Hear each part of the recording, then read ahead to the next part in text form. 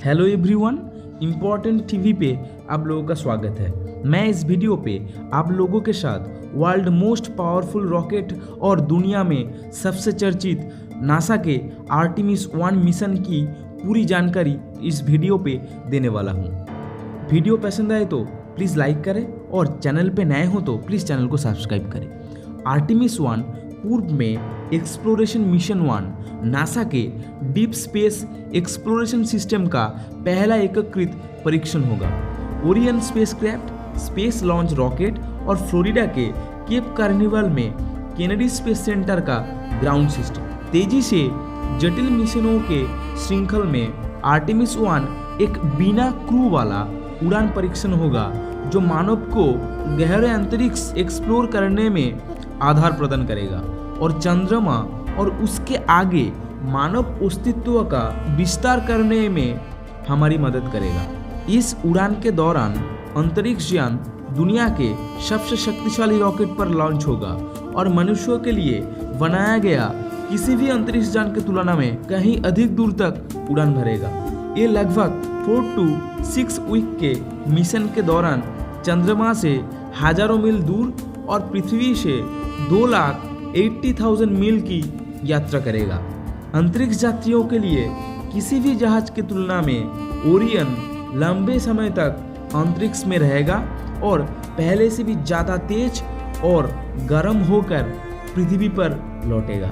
Florida के Kennedy space centre का NASA का सबसे आधुनिक स्पेसपोर्ट लॉन्च 39B से SLS यानी स्पेस लॉन्च सिस्टम और ओरियन लॉन्च होगा। स्पेस लॉन्च सिस्टम रॉकेट और Artemis 1 moon rocket world most powerful rocket. इस रॉकेट को इस मिशन के लिए ऐसे डिजाइन किया हुआ है जो पृथ्वी का लो अर्थ ऑर्बिट के ऊपर तक क्रू को ले जा सकती है और कार्गो को चांद और चांद से भी अधिक दूर ले जा सकती है। ये रॉकेट लिफ्ट करने के दौरान 8.8 मिलियन पाउंड का जोर पैदा करती है और लगभग 6 मिलियन पाउंड वजन वाले व्हीकल को ऑर्बिट पर लिफ्ट करा सकती है। इस रॉकेट संचालित होगा 5 पेयर ऑफ बूस्टर और 4 पावरफुल RS-25 इंजन द्वारा।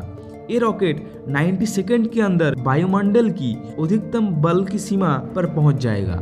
जब स्पेसक्राफ्ट अर्थ की ऑर्बिट पर पहुंच जाएगा तब ये अपनी सोलर एरे को फैला देगा और इसका जो इंटरिम क्रायोजेनिक प्रोपल्शन स्टेज है वो ओरियन को एक जोर से झटका देगा जो इसे अर्थ का ऑर्बिट छोड़कर चंद्रमा की ओर चलने पर मजबूर करेगा। वहां से ओरियन का चंद्रमा की ओर बढ़ने की 2 घंटे बाद क्रायोजेनिक प्रोपल्शन स्टेज ओरियन से अलग हो जाएगा। उसके बाद इंटरिम क्रायोजेनिक प्रोपल्शन स्टेज छोटे छोटे सैटेलाइट का जिसका नाम है क्यूबसैट वो तैनात करेगा डिफरेंट एक्सपेरिमेंट के लिए।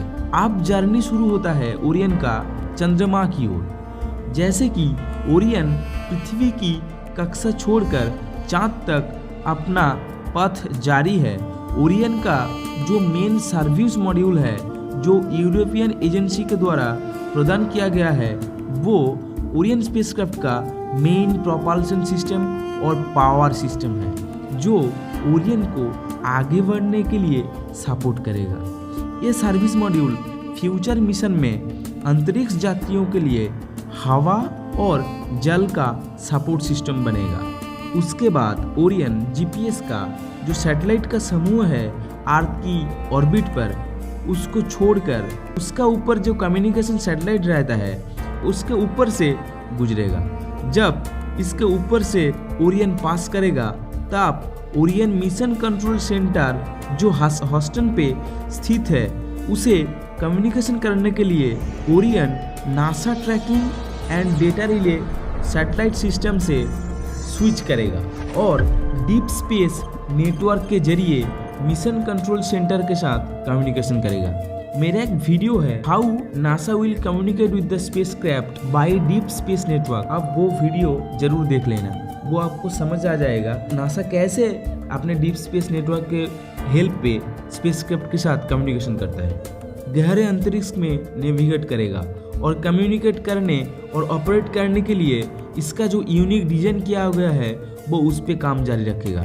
चंद्रमा की ओर आउटबाउंड यात्रा जो कुछ दिन लगेगा, उसके दौरान इंजीनियर स्पेसक्राफ्ट की सिस्टम को चेक करेगा और ओरियन का गतिपथ को सही करेंगे। ओरियन चांद के सरफेस से लगभग 100 किलोमीटर ऊपर उड़ेगा और फिर चांद की ग्रेविटेशन फोर्स का उपयोग करके ओरियन चांद से लगभग 70,000 किलोमीटर के एक नए गहरी प्रतिगामी या विपरीत कक्षा में ले जाएगा। ओरियन 6 दिनों तक उस ऑर्बिट पर रहेगा फॉर कलेक्टिंग द डेटा और मिशन कंट्रोलर को अनुमति देगा ओरियन का परफॉर्मेंस को एसेस करने के लिए। ड्यूरिंग दिस पीरियड ओरियन चंद्रमा के चारों ओर एक दिशा में यात्रा करेगा, जिस दिशा में चंद्रमा पृथ्वी की चारों ओर घूमता है। आप आएगा अर्थ पर रिटर्न की बारी।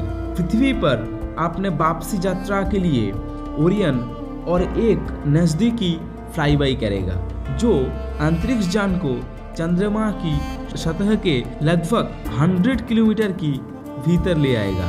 उस समय सर्विस मॉड्यूल एक प्रिसाइज टाइम में मून की ग्रेविटी को यूज करके इंजन को फायरिंग करेगा, जो ओरियन को तेजी से पृथ्वी की ओर धकेल देगा। उसके बाद ओरियन स्पेसक्राफ्ट की गतिपथ पृथ्वी की तरफ होगा और वो 11,000 किलोमीटर पर सेकेंड की गति में अर्थ की एटमॉस्फेयर पे एंट्री लेगा और ओरियन का सरफेस का टेम्परेचर तब लगभग होगा 2760 डिग्री सेंटीग्रेड। लगभग 4 to 6 वीक के बाद और कुल दूरी 1.3 मिलियन माइल से अधिक दूरी यात्रा करने के बाद मिशन समाप्त होगी। उससे ओरियन का कैपेबिलिटी का भी टेस्ट हो जाएगा। कैलिफोर्निया में स्थित वाजा कोस्ट में रिकवरी शिप नजरदारी में इसका प्रिसीशन लैंडिंग होगा। आर्टेमिस 1 का मिशन यहीं समाप्त होगा। ये था आर्टेमिस 1 का full mission details. So if you like the video please press the like button and share the video with your friends and family and subscribe our channel.